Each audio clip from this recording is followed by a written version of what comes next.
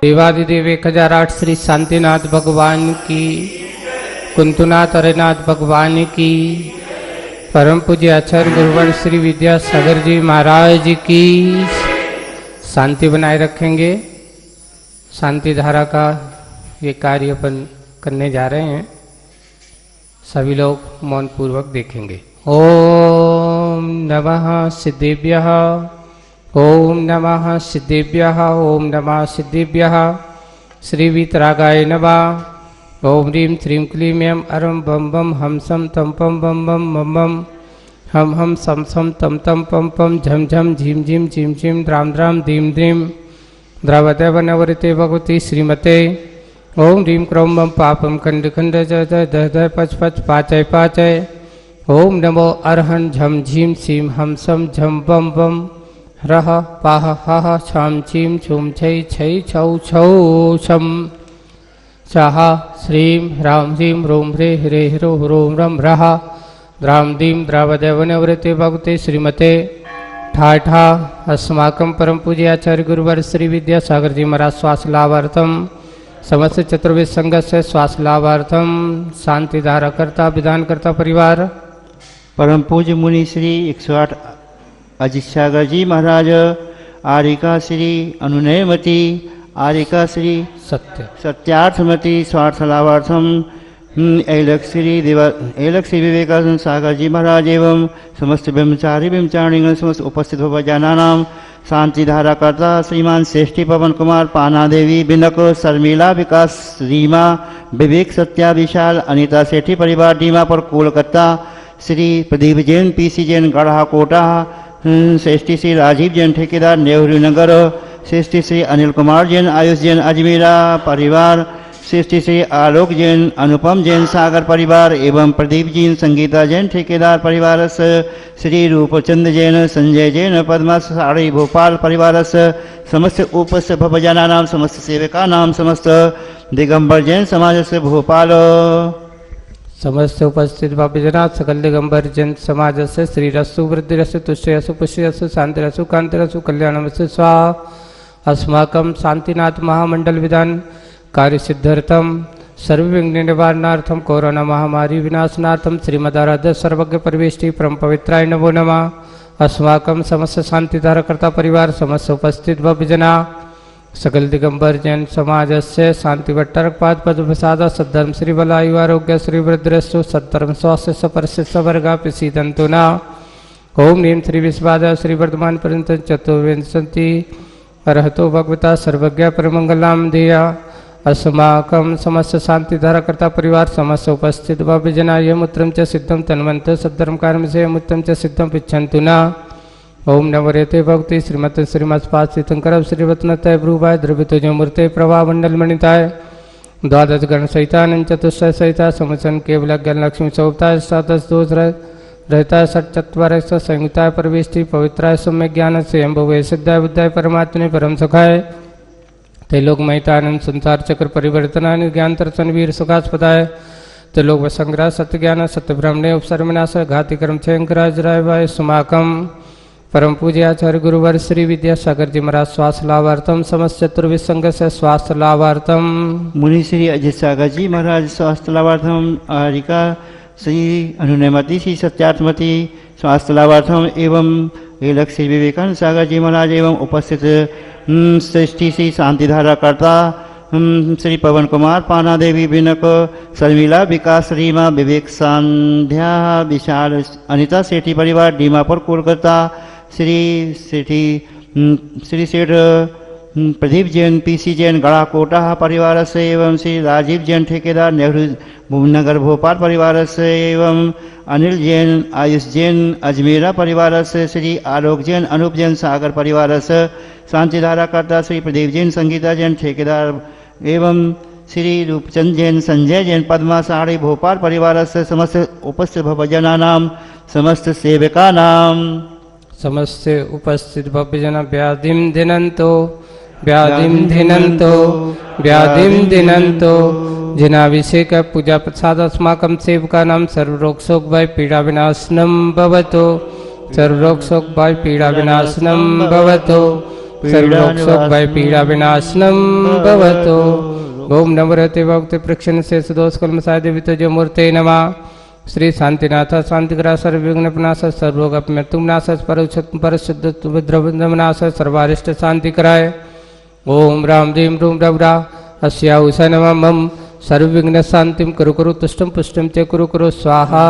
मम कामम चिंदी चिंदी बिंदी बिंदी गति कामम चिंदी चिंदी बिंदी बलि कामम चिंदी चिंदी बिंदी सर्व क्रोधम पापम वैरम चे चिंदी चिंदी बिंदी बिंदी अग्नि वायु भयम चिंदी चिंदी बिंदी बिंदी सर्व शत्रु विघ्नम चिंदी चिंदी बिंदी बिंदी सर्वोपसर्गम चिंदी चिंदी बिंदी बिंदी सर्वविघ्नम चिंदी चिंदी बिंदी सर्व बिंदी राज भयम चिंदी चिंदी बिंदी सर्व बिंदी चोर दुष्ट भयम चिंदी चिंदी बिंदी बिंदी सर्व सर्प विक्षेहादि भयम चिंदी चिंदी बिंदी बिंदी सर्व ग्रह भयम चिंदी चिंदी बिंदी बिंदी सर्व दोष व्याधिम डामरम चे चिंदी चिंदी बिंदी बिंदी सर्व परमंत्रम चिंदी चिंदी बिंदी बिंदी सर्वात्मघातम परघातम चे चिंदी चिंदी बिंदी बिंदी सर्व रोगम कुछ रोगम अक्षु रोगम सुर रोगम जरो रोगम चे चिंदी चिंदी बिंदी बिंदी सर्व नरमारिम चिंदी चिंदी बिंदी बिंदी सर्व गजस गोमशी अजवारिम चिंदी चिंदी बिंदी बिंदी सर्व सस्य धान वृक्ष लता गुण पत्र पुष्प फलमारिम चिंदी चिंदी बिंदी बिंदी सर्व राष्ट्रमारिम चिंदी चिंदी बिंदी सर्व बिंदी कुल वेताल साकनी डाकनी भयानी चिंदी चिंदी बिंदी बिंदी सर्व वेदनीयम चिंदी चिंदी बिंदी सर्व बिंदी मोहिनीयम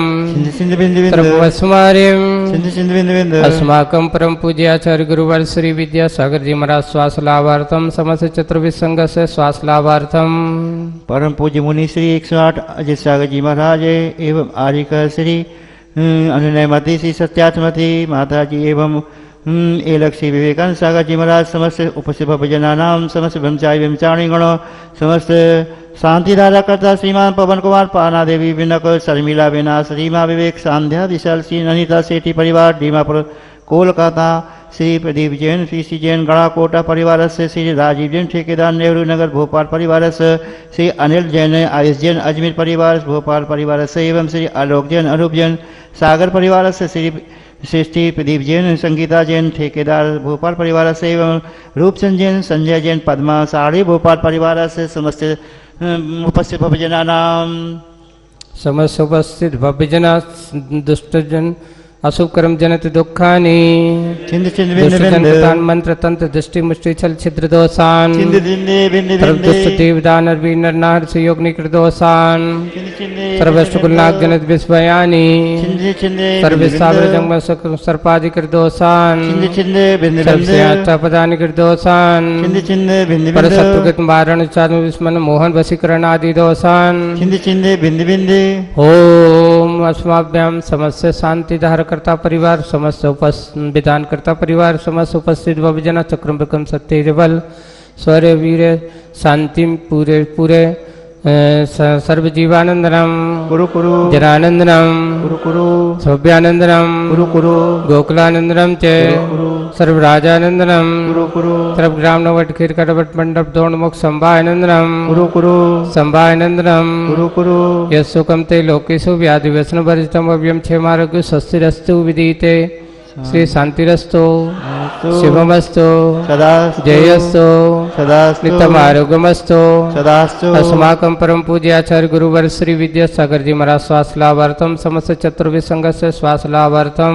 परम पूज्य मुनि श्री अजित सागर जी महाराज आर्यका श्री अनुनयमती श्री सत्यात्मती माता जी एवं समस्त ब्रह्म एवं श्री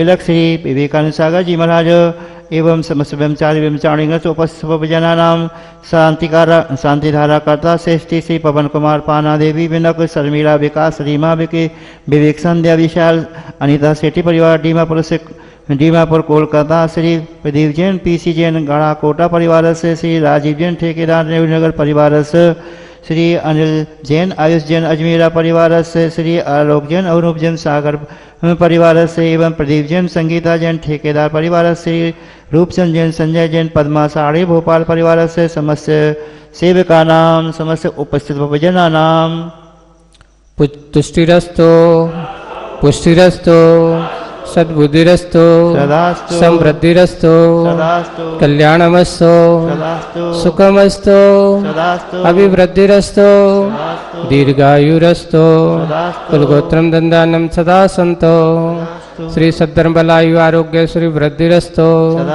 ओम ह्रीं श्रीं क्लीं ऐं विद्यामित्र ओम सर्व शांतिं कुरु कुरु ओम ह्रीं श्रीं क्लीं ऐं अरमस्याउषाय अनाथ विद्यै नवोरंतरण ओम सर्व शांतिं कुरु कुरु ओम ह्रीं श्रीं क्लीं ऐं अरमस्याउषाय अनाथ विद्यै नवोरंतरण ओम सर्व शांतिं कुरु कुरु ओम ह्रीं श्रीं क्लीं ऐं अरमस्याउषाय अनाथ विद्यै नवोरंतरण ओम सर्व शांतिं कुरु कुरु ओम ह्रीं श्रीं क्लीं ऐं अरमस्याउषाय अनाथ विद्यै नवोरंतरण ओम सर्व शांतिं कुरु कुरु ओम ह्रीं श्रीं क्लीं ऐं अरमस्याउषाय अनाथ विद्यै नवोरंतरण ओम सर्व शांतिं कुरु कुरु ओम ह्रीं श्रीं क्लीं ऐं अरमस्याउषाय अनाथ विद्यै नवोरंतरण ओम सर्व शांतिं कुरु कुरु ओम ह्रीं श्रीं क्लीं ऐं अरमस्याउषाय अनाथ विद्यै नवोरंतरण ओम सर्व शांतिं कुरु कुरु आयुर्बल्यं विलासं सकल सुखफलैर्दुलितं स्वल्पनल्पं धीरं वीरं गरीरं निरुपमुपनय नयनोत्तोच्छत्कीर्तिं सिद्धिं वृद्धिं समिद्धं प्रथियधितरणे स्फुरयदुच्चै प्रतापं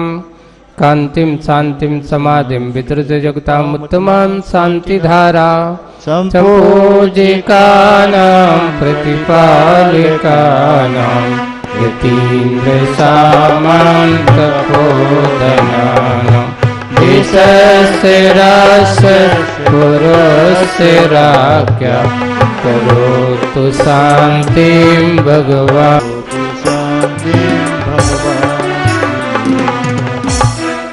छत्रदेव छत्र छत्रत्रयं तव विभाति शशाङ्ककान्त उच्चैस्थितं शेगितभानुकर प्रतापं मुक्ताफलप्रकरजालविवृद्धशोभं प्रख्यापयत्रि जगतः परमेश्वर ओम भीमश्वप्रातिहारमध्ये छत्रत्रय स्थापयामि कुन्दावदाते चलचामर चारुशोभं विभ्राजते तव वपु कलधौतकान्तम्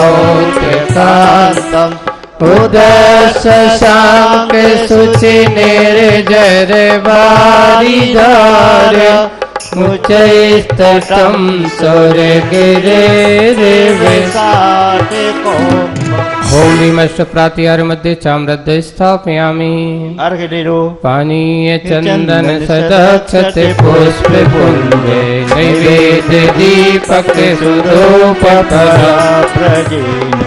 कर्माष्टकथनवीरमनन्त शक्तिं सम्पूजयामि महसां निधानम् ओम ह्रीं अभिषेकान्ते विश्वादेवीरान्तवो नर्गं निर्विपामति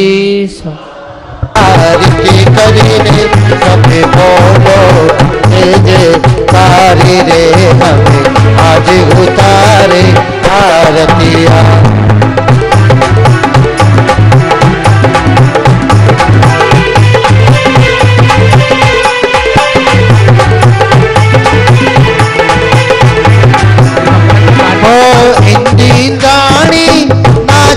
भगी बनी आज तुम्हारे द्वार जी शांति नातिका करके ना बनी बोलो सीता मंगलम सीता मंगलम साबू मंगलम के बलि प्रणतो नमो मंगलम हरे लोगोत्तम अरहंत लोगोत्तम सीता लोगोत्तम साहू लोगोत्तम के बलि प्रणतो नमो लोगोत्तम तारी शरणं प्रवचामि रत शरणं प्रवचामि सीत शरणं प्रवचामि साहू शरणं प्रवचामि के बलि प्रणतं हम शरणं प्रवचामि ओम नमो अर्हते स्वाहा अपवित्र सिद्धि चक्रे सद्वेदं सर्वथा प्रणवामं धर्मष्टके विनर्मुक्तं मोक्ष लक्ष्मी निकेतनं संकृतवादि गुणोपेतं सिद्धि चक्रे नवामं विघ्नोघापिणयानिते शाकिनी भूतपन्यगा विसं निर्विस्तं याति विस्तयवने जिनेश्वरे परिपुष्पांजलि चिपेतो उदक चंदन तन तोले पोस में कई सुदे सुदो विफलार्गे कई हवले मई गले वाले रवा पुले जिनी कहे कल दाढ़ी बाबा में यदि ओम श्री भगवान के पंच कल्याण पर प्राप्त अर्घम पामती उदक चंदन तन तोले पोस में कई सुदे सुदो विफलार्गे कई हवले मई गले वाले रवा पुले जिनी कहे जिनी नाथ बाबा में यदि ओम श्री अरहत सिद्ध आचार्य पद साधु पंच परमेष्टि वन पर प्राप्त है अर्घम न पामती उदकी चंदन तन तोले पोस में कई सुदे सुदो विफलार्गे कई हवले मई गले वाले रवा पुले जिनी कहे जिनी नाम बाबा में ओम ह्रीं भगवत जिन अष्टोत्तर सहस्रनाम पर प्राप्त अर्घम न पामती उदकी चंदन तन तोले पोस में कई सुदे फिर बोले संग सुद शाम कई कहे तो जैनेन्द्र बिजरे से मया विधाई स्वस्ति त्रिलोक गुरु जिन पुंग गवाए सस्ती स्वभाव मगे मोदय सस्तीताए सस्ती प्रकाश ज्योति तो बढ़ाए सस्ती प्रसन्न ललिता पुत्र में हवाए सस्ती चलाती मन गोद सुधा करवाए सस्ती स्वभाव परिवार विवाह सिखाए सस्ती त्रिलोक मिथितै कुछ दूध गवाए सस्ती त्रिकाल सकलायत विस्तृताय द्रवस्य श्रोतिमधिकं यथा निरूपम भावस्य श्रोतिमधिकं दिगंतुकं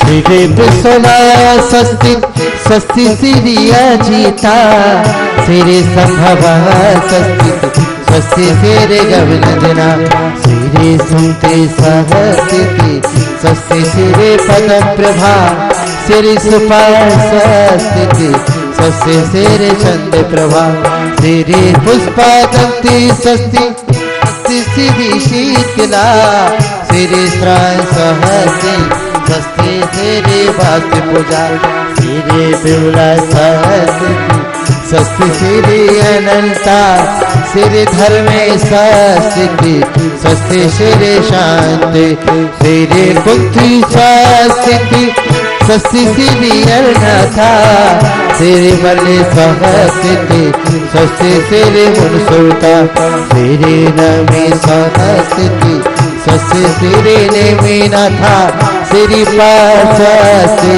सस्ते सिरे वर्धमाना वो भैंसी दिगंबर साधु जैसा जीवन होगा इस दिन पापी बने पावनी होगा पापों को शस्ति धानो अम्मे की बीजों अम्बे ना बोलो संत शिरोमणि आचार्य गुरुदेव श्री विद्यासागर जी महाराज की जय। और जिससे आप लोगों का रुचिर दीप्तिकरम सुविदीपिकम एक ही से सब लोग ज्योति से ज्योति जलाते ज्योति से ज्योति जलाते चलो ज्ञानी की गंगा बहाते चलो आई माँ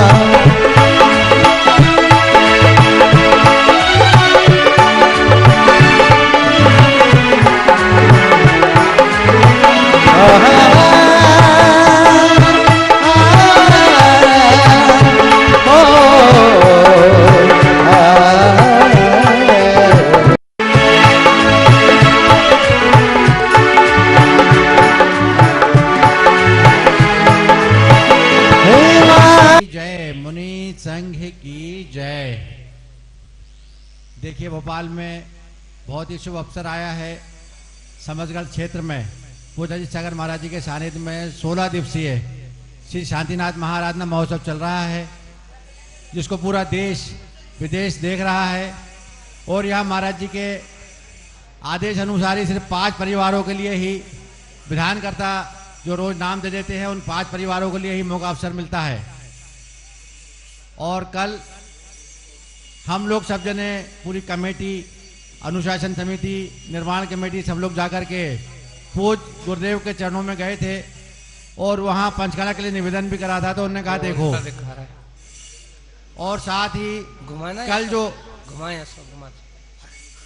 जो जो कल यहाँ पर 27 तारीख को अमलसार का अंतिम पत्थर, शिखर का अंतिम पत्थर, जिससे मंदिर पूर्ण हो जाएगा, कल सुबह 10 बजे से 11 बजे के बीच में पूज्य महाराज जी के सानिध्य में यहाँ पर विराजमान लगाया जाएगा, जिससे मंदिर की पूर्णता हो जाएगी।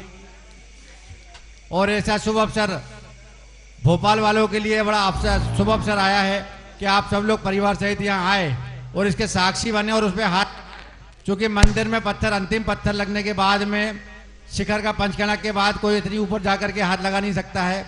ऐसा शुभ अवसर जिसको हजारों वर्ष के लिए हमारे पूज्य गुरुदेव के आशीर्वाद से पाषाण का बनाया गया है और विशाल प्रतिमा भी यहाँ पर आकर के रखी गई है, जो शीघ्र ही गुरुदेव के सानिध्य में ही पंचकणक संभवतः हो सकता है। आप सबसे निवेदन है कि जब भी आप गुरुदेव के पास जाएं तो समझ करके पंचकणक के लिए ही बोले।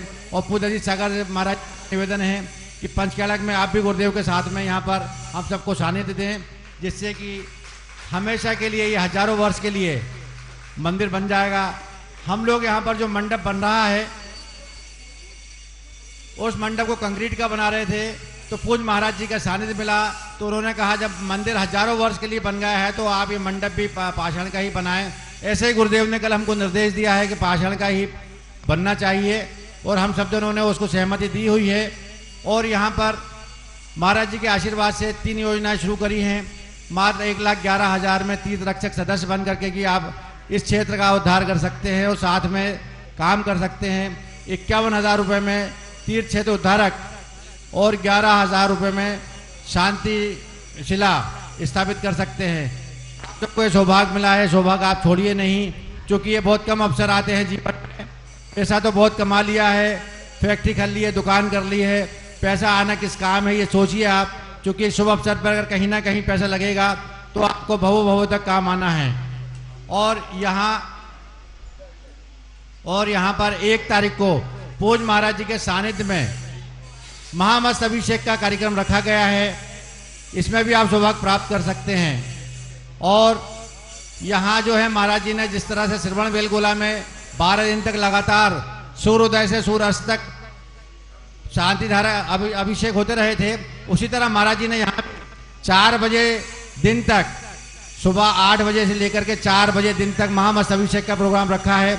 आप सब लोग आकर के यहाँ महामस्त अभिषेक करें, चूंकि हमारा 2020 कोविड बीमारी को पूरे विश्व में बहुत ज़्यादा नुकसान पहुंचाया है। इस बार हम ये चाहते हैं कि 2021 में 1 जनवरी को आप सब यहाँ आकर के अपना शुभ पूरा वर्ष अच्छा निकले, पूज्य महाराज जी के सानिध्य में आकर के यहाँ पर महामस्त अभिषेक करें। और आप सबसे निवेदन है कि 1 तारीख को यहाँ अवश्य आएँ। धन्यवाद जी। चले अमला वालों की तरफ से 1,11,000 रुपये तीर्थ रक्षक दान हेतु घोषणा की है। पंचायत कमेटी की तरफ से उनको बहुत बहुत साधुवाद। कल जय श्री ओम नमः। जय श्री ओम नमः। सिद्धेभ्यः न मंगलम भगवान वीरो मंगलम गौतमो गणी मंगलम कुंद कुंदार्यो जैन धर्मोस्तु मंगलम सर्वमंगल मांगल्यम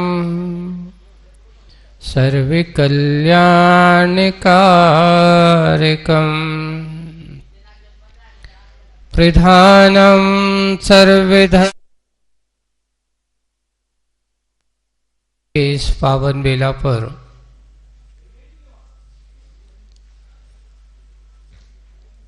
एक बहुत अच्छा चिंतन आचार्य जी ने दिया है। भगवान के समुद्रण की महिमा का वर्णन उसमें किया गया है और समुद्रण की महिमा का वर्णन करते हुए भगवान की उस वीतरागता का मात्र एक दोहे के माध्यम से उसका कथन किया है। लिखा है दोहा शतक में आचार्य जी ने, चाहे सर्वोदय या पूर्णोदय में है। पानी भरते देव हैं वैभव जिनका दास, मृग मृगेंद्र मिल बैठते देख दया का वास।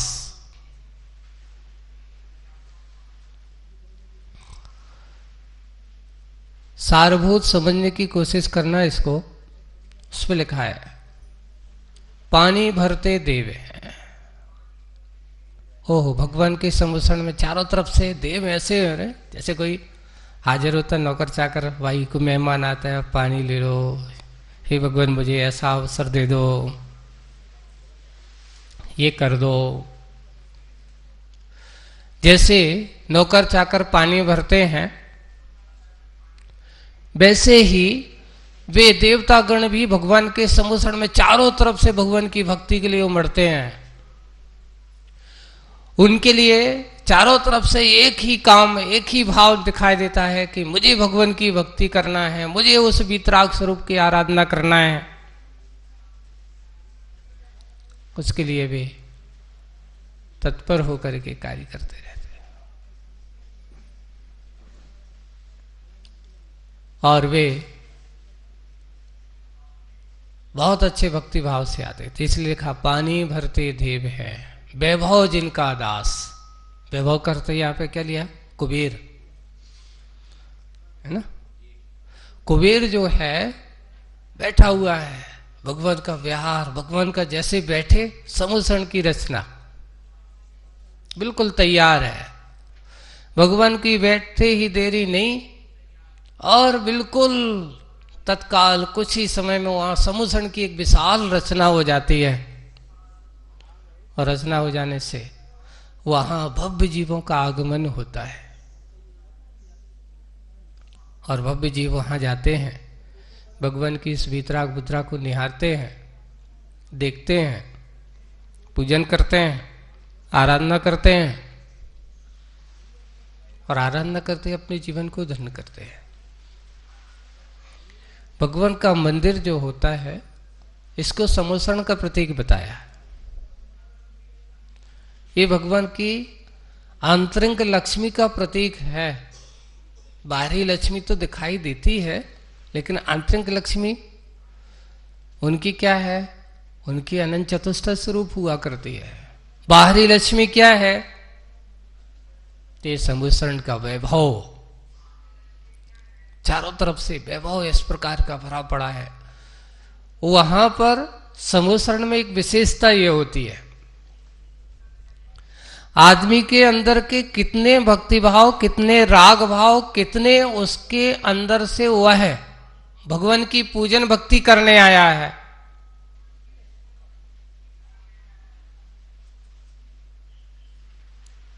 कितना वह है भक्ति भाव से भर करके आया है और कितना वह राग भाव से भर करके आया है।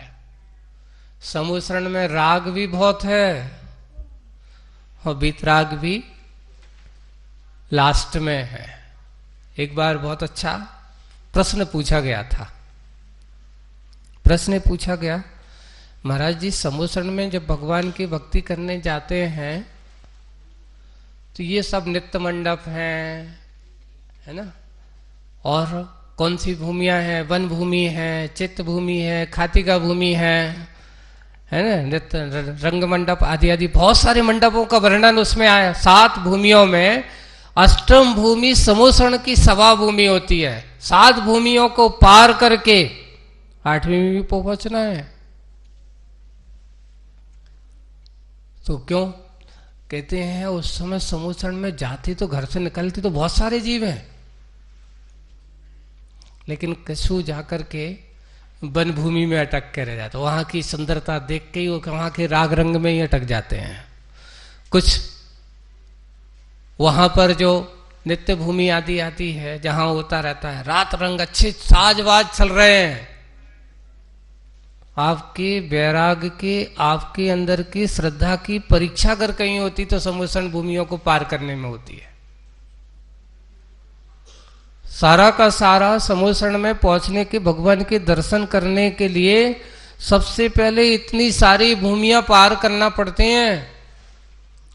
भगवान महावीर स्वामी का 1 योजन का समोषण था, आदिनाथ भगवान का 12 योजन का समोषण था। ऐसा नहीं कि उठाए फट से घर के बाजू में तो समोषण है, जल्दी घुस जाए, नहीं, 12 योजन समझ में आ। 1 योजन का अर्थ आज अपन चलते हैं तो कम से कम 10 से 11 किलोमीटर का समोषण होता है भगवान महावीर का, अकेला 1 योजन में 8 से 10 किलोमीटर, करीब करीब 4 कोस का 1 योजन होता है ना। तो ऐसे अब आपके देखें तो इतना बड़ा समोषण है, उस समोषण तक पहुंचने के लिए, पार करने के लिए इतनी सारी भूमियों को पार करना पड़ता है, तब समोषण भूमि में भगवान के दर्शन होते हैं।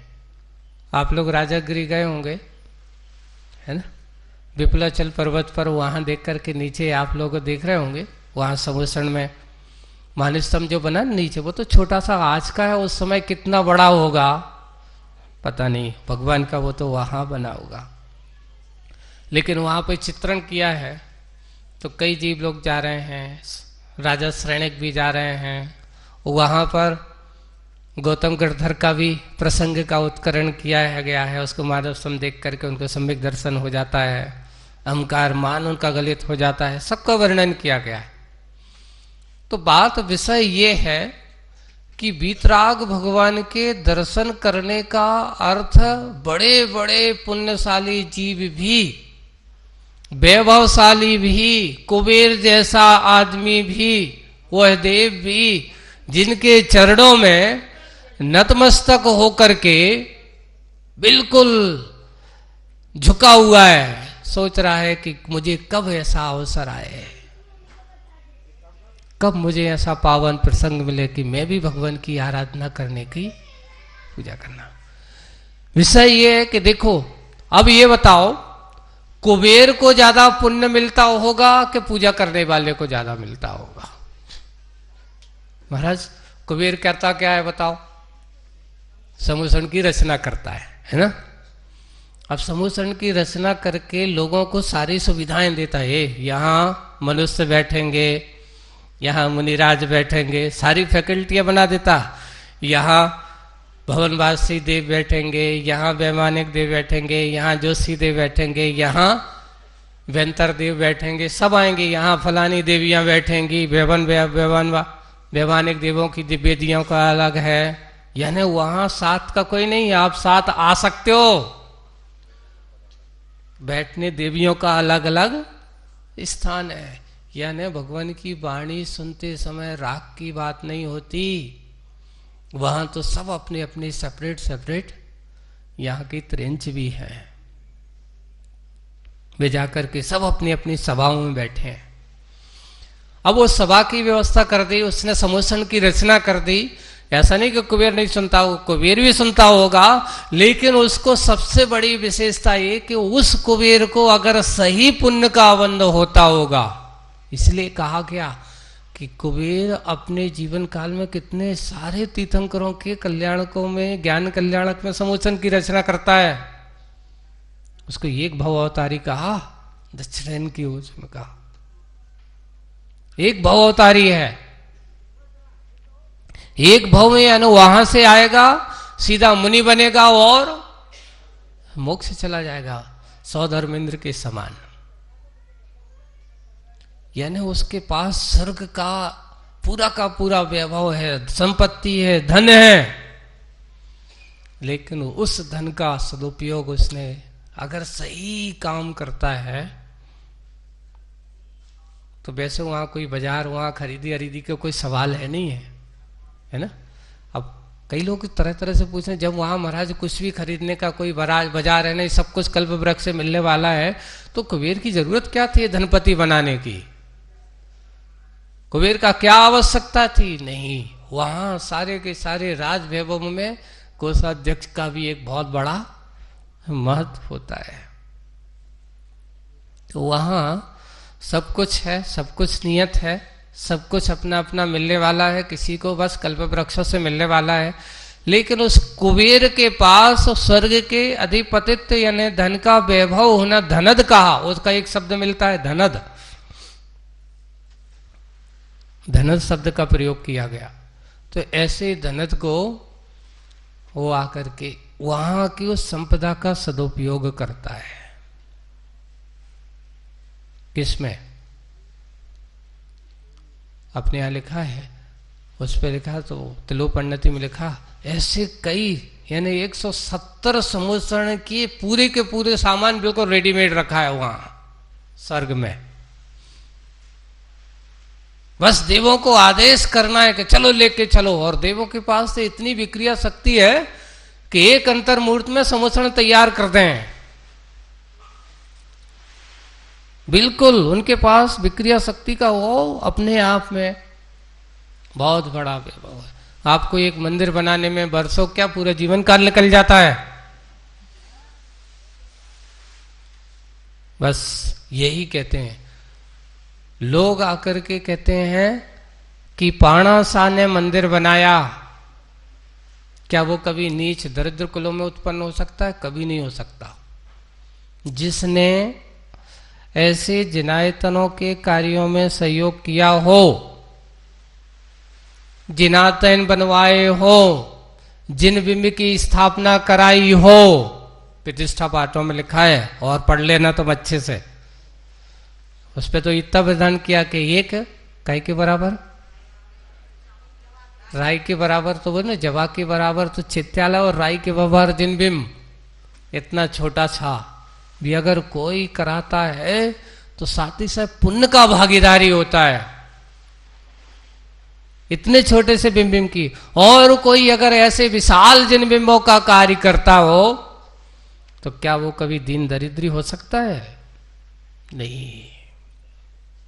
इसलिए अपने यहां जो लिखा, एक आगम सूत्रों में लिखा, दानम द्रुत नाशाय, दान दरिद्रता का नाश करता है। आदमी कभी दरिद्र नहीं बन सकता। जो व्यक्ति ये सोचते कि दान करने से हमारी संपत्ति कम हो जाएगी, समझ जाने ऐसा सोचने वाले का संपत्ति जरूर कम होती है। लेकिन जो दान करता है, त्याग करता है, वो कभी दरिद्री नहीं होता। नियम से जब भी उसका कहीं संसार में जन्म होगा, चाहे यहां हो और चाहे मनुष्य पर्याय में हो, चाहे स्वर्ग में हो, दान और जिन्होंने ऐसा उत्तम कार्य किया हो वे वहां जाकर के उत्तम ही देव बनते हैं, निम्न देव नहीं बनते। यानी देवों में भी कई फैकल्टियां होती हैं। वहां जाकर के ऐसे जीव अभियोग जाति के देव नहीं बनते। अभियोग जाति के अर्थात वाहन आदि बनाओ, नौकर चाकर जैसे करने वाले हैं ना, ऐसे काम नहीं करते। वहां पर किलबिश नहीं बनते। वहां पर बनेंगे तो कौन से बनेंगे? अच्छे उत्तम पदों पर बैठने वाले होते हैं।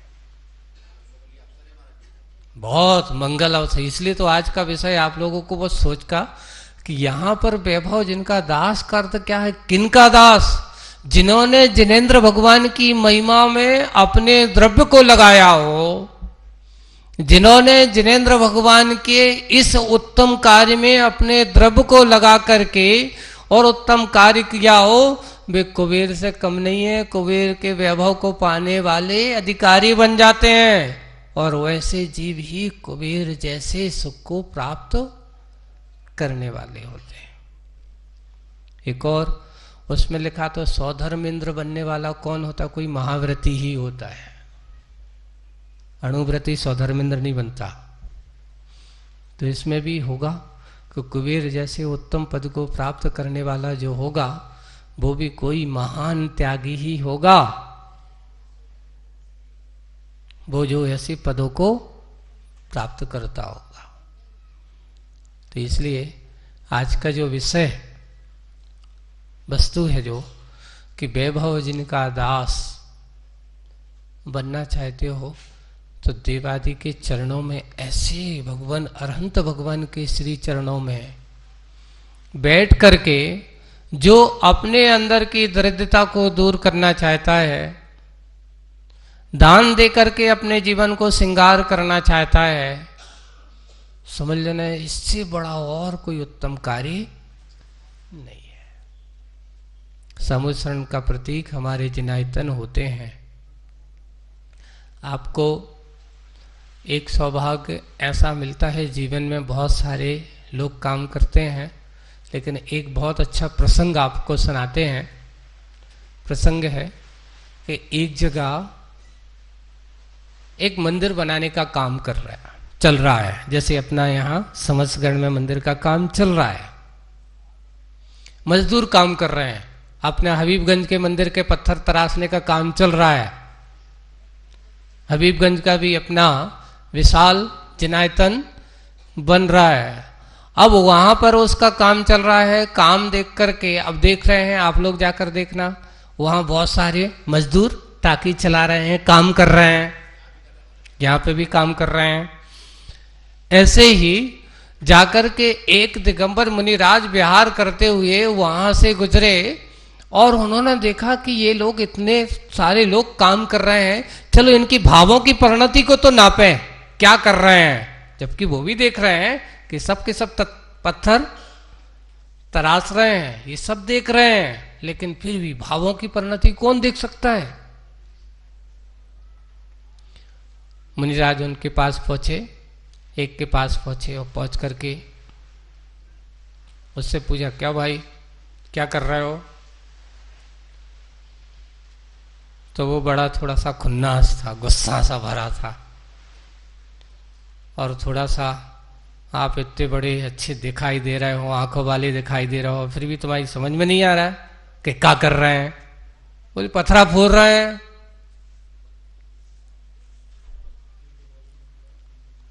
गुस्सा में आया, आवेश में भरा हुआ है, और उत्तर दिया। साधु ने सुना और सुनकर के समझ में आ गया इसके भाव क्या है। दूसरे आगे बढ़े, थोड़ी दूर से आंगला काम करने वाला, और उससे पूछा वही प्रश्न है कि भाई कर क्या रहो। वो थोड़ा सा भद्र परिणामी है, उसने जाकर के सबसे पहले उनको देखा, देखते ही साथ नतमस्तक हो गया, विनयशील है, नमोस्तु कर रहा है। और नमोस्तु करके उन्होंने उसको, जैसे ही उनके चरणों में मुनिराज को नमोस्तु किया, नमोस्तु करके फिर बाद में उससे पूछा क्या कर रहा है भाई। तो उसने कहा अपने परिवार का और अपने जीवन का भरण पोषण करने के लिए काम कर रहे हैं।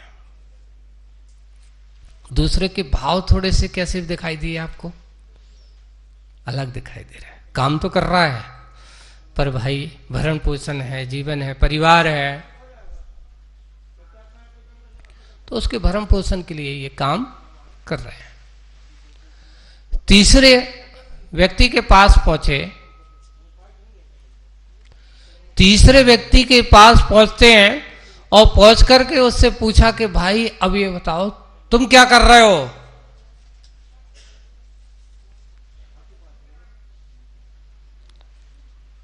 सबसे पहले तो वो मुनिराज को देख करके अपने आप को कृतार्थ हो जाता है, धन्य है। आज सुबह सुबह से किसके सबसे पहले कौन के दर्शन हो गए, मुनिराज के दर्शन हो गए।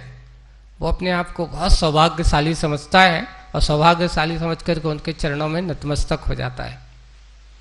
मुनिराज ने उससे बड़े अच्छे प्रेम से पूछा हंसते हुए, और उसने भी बड़े हंसते हुए खड़े होकर के अच्छे आदर के साथ और उत्तर दिया।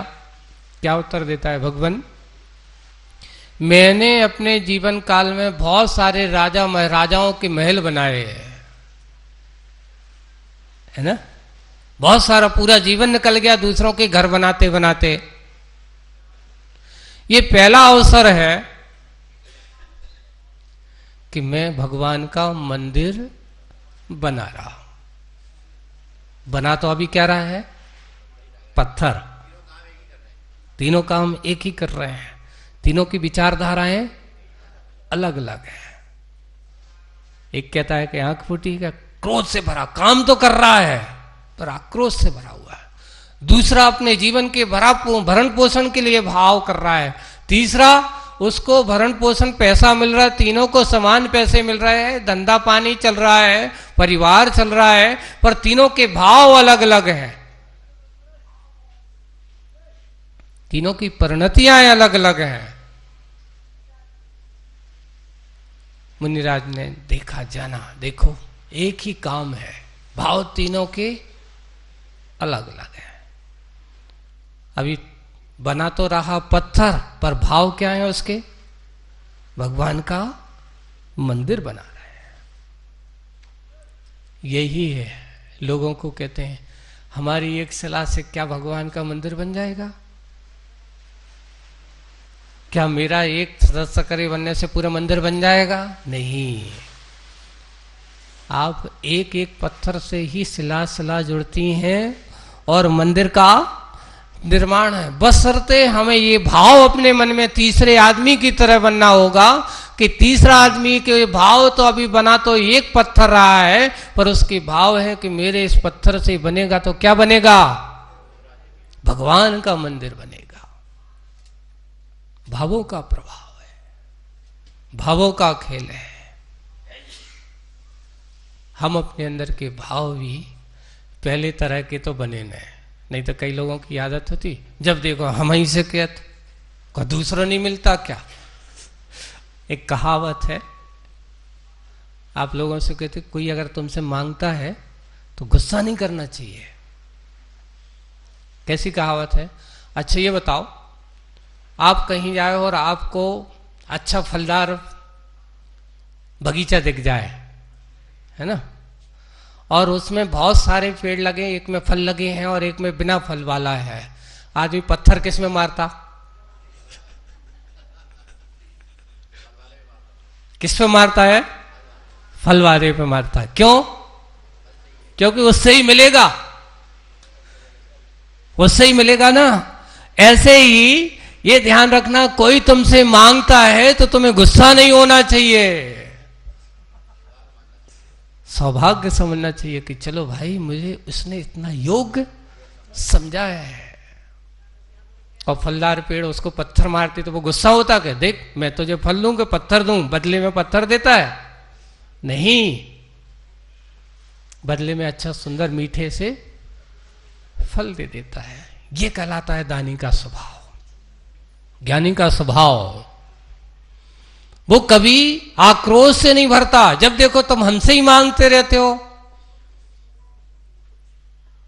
देने वाला कभी आक्रोश नहीं होता, बिल्कुल अपने अंदर के भाव ये होना चाहिए। दूसरा, जीवन में भरण पोषण जीवन यापन के साथ साथ दान की परंपरा भी अपने यहां बनाना चाहिए। कमाई आजीविका जो हमारी चलती है, हम जो कमाते हैं उसका कुछ हिस्सा अपने दान के अच्छे धर्म के क्षेत्र में लगाने के लिए, हमने अपने जीवन में अगर करोड़ों रुपया कमाए हैं, 1 करोड़ कमाए हैं, तो अगर 1% भी ले लो तो 1 लाख रुपया तो दान का बनता है। ये हमारा ऐसा। और फिर जैसे आपने भाव होता है, पहले हमारे ऐसे ऐसे श्रावकों के उदाहरण मिलते हैं कि जो हमेशा दान के लिए तत्पर हमेशा रहते थे। उनका एक ही काम रहता था, मुझे इतना कमाना है और उसमें से इतना परिवार के लिए, इतने संतान के भरण पोषण के लिए, इतना सेव करने के लिए और इतना दान करने के लिए। बिल्कुल देने वाला और जो जितना देता जाता है, कहावत बिल्कुल सही है कि कुएं से जितना पानी निकालोगे पानी उतना और बढ़ता चला जाता है, घटता नहीं है। वैसे ही दान देने वाला भी स्वभाव जो करने वाला है वो सोचता है कि मेरा घट जाएगा। नहीं, तीसरे तरह के आदमी बनो, भाव बनाओ, देते चले जाओ। बस इतना ही है कि फलदार पेड़ को सब कोई पूछता, बिना बल फलदार को कोई पूछता नहीं है। आज अगर कोई तुमसे आकर के कहा है और तुमसे अगर कोई कह रहा है कि भाई ऐसा करना है तुम्हें, तो समझ लेना तुम्हारा पुण्य कर्म का उदय आ गया। सारे के लोग तुमसे पूछ रहे हैं, कहीं ना कहीं मेरे पुण्य कर्म का उदय है, जो आज लोग मुझे दान के लिए प्रेरित कर रहे हैं। सौभाग्य के क्षण ऐसे ही आते अपने जीवन में जगाने के। क्या किया होगा, कैसा किया होगा पहले के हमारे श्रावकों ने, है ना, जिन्होंने ऐसी धरोहर इस प्रकार के मंदिर आप लोगों को सौंप के गए। भोपाल में देख लो, है ना, और भी अन्य जगह देख लो। क्या किया उन्होंने? वास्तविक रूप से संपत्ति का अगर कोई सही सदुपयोग है, यही होता है कि अच्छे सत्क्षेत्रों पर उसको लगा दें, दान के रूप में उसको समर्पित कर दें, और जिससे अच्छे कार्य होते रहे। मंदिर का कल यहाँ पर, कल रविवार का दिन है, आप लोगों को वैसे तो देखा जाए, आदमी अगर देखे जाए तो प्रतिदिन रविवार मना सकता है, पर मानसिकता है रविवार की अलग है। कल आपका लोग आकर के कहते काम धंधा नहीं होगा, दुकान बंद रहेगी, तो अच्छा काम करने की कोशिश करेंगे। चलें देखते हैं, कल रविवार का दिन आप लोगों को है, और आपका शिखर बन करके, अब ये शिखर का अंतिम पत्थर है। काय का पत्थर है ये? मंदिर का नहीं है अभी। अब मंदिर का मंडप अभी और अच्छे से तैयार, कल गुरु जी के पास आशीर्वाद लेकर के आए हैं, पंच कल्याण की भावना विभाग के आए हैं, और भी बहुत सारी भावनाओं को आचार्य श्री के सामने रख के आए हैं। पूरी कमेटी वाले आचार्य श्री का आशीर्वाद तो आचार्य श्री को तो मिलता ही है। अच्छे काम में कभी भी आचार्य श्री कभी पीछे रहते ही नहीं है, और वो कार्य आपका अच्छे से हो रहा है। अब आपको उस कार्य को अच्छे से और गति देना है। मंडप का कार्य भी अपना 1 तारीख को होने वाला है। कल शिखर की पूर्णता होगी। अब देखते हैं शिखर का पूर्णता करने वाला कौन होगा। अभी तक तो पत्थर लग रहे थे लगाने वालों के, पुण्यार्जकों के, लेकिन अंतिम पत्थर का पुण्यार्जक कौन बनता है, कल कौन करेगा उस अंतिम पत्थर का भूमि पूजन, शिला पूजन कहा जाता है। उसको क्या बोलते हैं? शिला पूजन करके अपने यहाँ प्रतिष्ठा पाठों में लिखा है कि जिस शिला का पूजन भगवान बनना हो, मंदिर बनना हो, तो प्रथम शिला का और भूमि पूजन भी उसका किया जाता है। इस प्रकार के कार्य कल प्रातःकाल अपने जो होंगे, अपने पूजन करने के बाद, और पूजन के बाद कल प्रवचन के बाद फिर वहाँ उस शिला को स्थापित करेंगे, है ना। स्थापित करने के बाद फिर विधान होगा, है ना। समय अपना वही रहेगा, आपका विधान तो समय पर अपना पूरा ही होगा। तो ऐसे अपना समय का सदुपयोग हम सब करेंगे। शांतिनाथ महामंडल विधान का ये आयोजन अपना एक शांतिनाथ के इस पावन चरणों में, शांतिनाथ भगवान के क्षेत्र के विकास के साथ चल रहा है। ये विधान निमित्त बन जाता है, विकास क्षेत्र का हो जाता है। और आने वाला समय तो आप लोगों को मैं बार बार कह रहा हूँ, इसलिए कह रहा हूँ कि 10-15 साल बाद तुम देखना, आप लोग स्वयं कहेंगे कि अगर शांति चाहिए हो तो सबसे भागा दौड़ी से दौड़कर थोड़े से शांति वाले स्थान पर चलो। और यहाँ का वातावरण देख करके अपने आप, हम जब इतने दिन से यहाँ हैं, जो भी आता है, जितने सारे लोग आ रहे, आप तो ठीक है हमारे निमित्त से आ जाते हो शांतिनाथ भगवान के दर्शन के लिए। इतने सारे लोग कल आए, बहुत सारे आए, और लोग आते जा रहे हैं। बस सबका एक जो ऊपर जब हम बैठते हैं, ऊपर देखते हैं, खड़े होकर के एक ही निहारता है, कितना मनोरम दृश्य है, शांति स्थान है, बिल्कुल शांति स्थान। महाराज बहुत अच्छा क्षेत्र है, एक ही कहते हैं। बस अपने अंदर की भावनाएं और अच्छी बन जाएंगी तो इस क्षेत्र अभी जो थोड़ा सा जहां तुम्हें कमियां लग रही हैं, वो कमियां भी पूरी करने वाले आप ही हो। महाराज करने वाले नहीं है। महाराज का काम तो अपना है, वो चल रहा है, तुम्हारा काम क्या है, महाराज का काम क्या है, दोनों का काम अपना अलग अलग है। हमारा जितना काम है वो हम कर रहे हैं, तुम्हारा जितना काम है वो तुम्हें करना है। तुम कर नहीं रहे हो, करना है। बस भाव जगा करके अपने अंदर की परिणामों की निर्मलता, इसलिए तीसरे तरह के आदमी बनो। तीसरे तरह के आदमी बनना है, सही वह आपका वैभव का सदुपयोग होगा। अंतिम पंक्ति है, मिग मृगेंद्र मिल बैठते देख दया का बास। वहां भगवान के समुद्रण की महिमा यह है कि वहां पर एक तरफ हिरण बैठा है, सामने क्या बैठा है, सिंह बैठा है, लेकिन उसको दोनों की दृष्टि भगवान की ओर है। जबकि जन्मजात वैर वाले स्वभाव नेवला सर्प भी एक साथ बैठा है। सब एक धर्म परीक्षा ग्रंथ पढ़ना, उसमें बहुत अच्छा समुद्रण का वर्णन किया है। और उसमें एक बहुत अच्छा आश्चर्य करके कि भगवान आपकी वाणी और आपकी वीतराग मुद्रा का इतना प्रभाव है, ऐसी महिमा है कि देखो वहां आपकी वाणी सुनने के लिए, आपकी वीतराग मुद्रा को निहार करने के लिए ऐसे ऐसे जीव है जो जन्मजात वैरभाव रखने वाले हैं, लेकिन आपके सामने सब कुछ वैरभाव भूल जाते हैं। लेकिन जो व्यक्ति वैरभाव नहीं भूल पाते, लगता उनका तीव्र कर्म का उदय है। वहां लिखा कि एक मेंढक को जगह नहीं मिल रही समुद्रण में, तो क्या करें, उसने छलांग लगाई, एक सर्प बैठा है ऐसा बिल्कुल सुन रहा है, तो जाकर के छलांग लगाकर सर्प के फंड पे बैठ गया। तो वो सर्प भी उस समय कोई प्रतिकार नहीं कर रहा है। धन्य है आपकी उस वीतराग दया का वास, देख दया का वास, यानी भगवान की उस वीतराग मुद्रा में, दया के वास में इतनी अचिंत महिमा है कि बड़े बड़े शत्रुता के भाव रखने वाले भी अपनी शत्रुता भूल जाते हैं।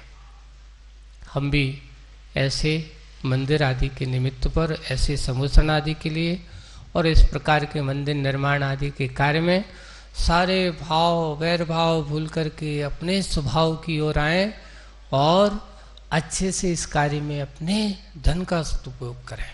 ये समुद्रण आपके अंदर की समता परिणति को लाने वाले हों।